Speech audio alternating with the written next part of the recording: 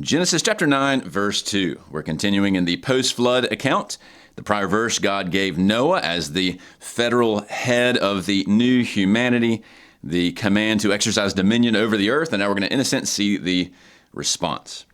Ke hatramos humon, ke hafabas estai epi pasantes theriois tes geis, kai epi panta ta ornea tu uranu, and then we'll continue here in just a minute. Let's start with this, though. We have just a kai linking with the prior verse, showing continuation of thought, and then our first noun here is tramos, and that means something like dread, or perhaps trembling or terror.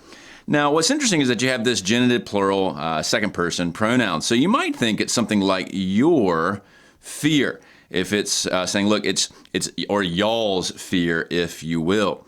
So if you look up tramos, though, in a lexicon using Muriaka here, it will specify that it is often, and notice he sort of defines it as it's a synonym of fear, it often takes the genitive when it has a personal object. So it's not y'all's fear, it's going to be fear of y'all.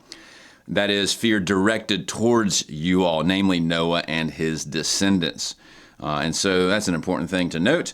So fear of you all and, or trembling or dread, something like that. And then we have phobos, of course, which means fear. Estai here, the future third person singular, will be upon all of the theriois. Now, therion typically denotes the wild animals. And we've seen that introduced, like in Genesis 6:19, 7:14, 21, and 8:1. That's part of all these animals that are brought in. So you have both domesticated animals, but also in this case, wild beasts or something like that.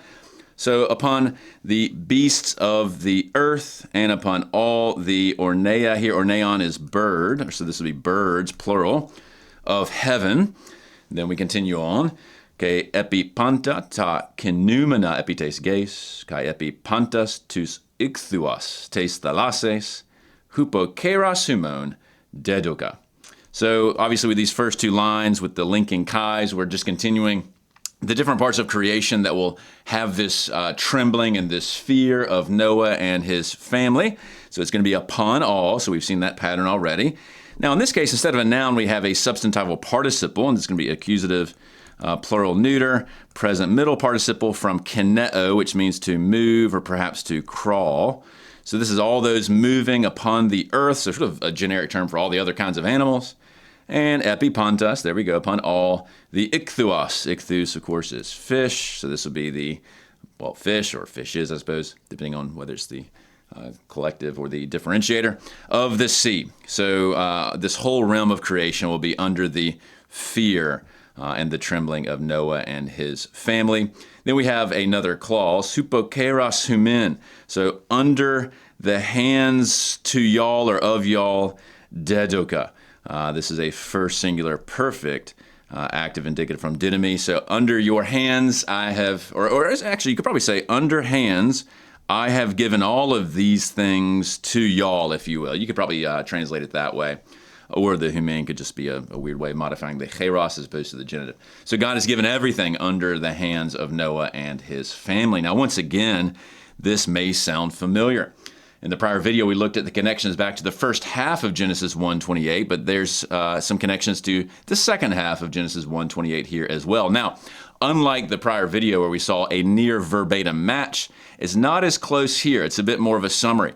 But in Genesis 1:28 part B, where you have God addressing Adam, he says, okay, exercise authority over the fish of the sea, the birds of the air, all of the domesticated animals on all the earth, and all the creepy crawlers that are crawling upon the earth.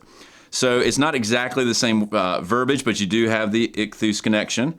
Instead of patena, you have the ornea, but those are pretty similar synonyms there.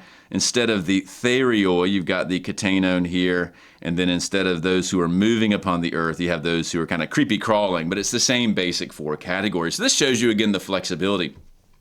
Sometimes when they're drawing on prior scriptures, there might be a closer match, a direct reuse. In this case, it's more like a summary reuse. And that's true both at the Hebrew level and the Greek level. But either way, the main point still stands. When Noah and his family come out of the ark, they are in an Adam-like situation of now being the ones responsible for exercising dominion and stewardship over all the earth. And in return, the earth will exercise this fear and dread of them under their if you will, lordship, lowercase l. So Genesis 9:2 in the books. Thanks for joining along.